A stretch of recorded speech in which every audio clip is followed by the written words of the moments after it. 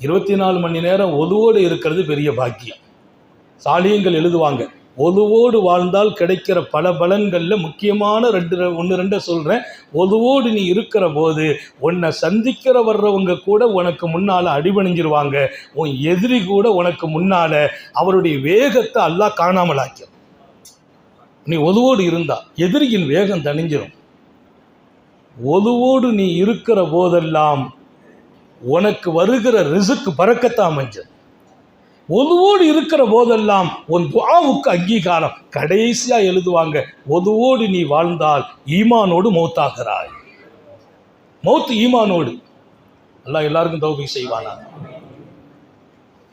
ஒது தூங்குனா முறியும், பாத்ரூம் போனா முறியும். தூங்குனா முறியுது, யூரின் போனா முறியும். ஆனால் உடனே ஒது செய்திடும். ஒது இல்லாத வாழ்க்கைங்கிறது அழகான வாழ்க்கை அல்ல.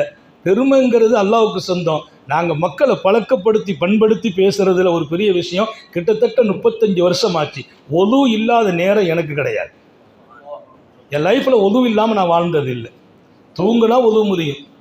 ராத்திரி 1 மணிக்கு ட்ரெயினில் போவேன், மழை படிக்கலாம், குளிர் அடிக்கலாம். பஸ்ஸில் போகிற போது குளிர் அடிக்கலாம், யூரின் போகணும், தண்ணி இருந்தால் போகிறது. தண்ணி இல்லைன்னா பாட்டில் வாங்கி காசு கொடுத்து வாங்கி அதில் ஒது செய்துட்டு தான் வண்டியில் ஏறுறது. அது எவ்வளவு பணியாக இருக்கட்டும். ஒதுங்கிறது ஒவ்வொரு மனிதனின் வாழ்க்கையை இறைவனோடு நெருக்கமாக்குவதற்கும், ஒவ்வொரு மனிதனை தூய்மைப்படுத்துவதற்கும், அவனிடத்தில் இருந்த குறைகளை களைவதற்கும், அல்லாஹுவின் ரஹமத் அவனை நோக்கி பயணிப்பதற்கும் ஒரு பெரிய அடையாளமாக அல்லாஹ் ரசூல் ஆக்கி வச்சிருக்கிறான்.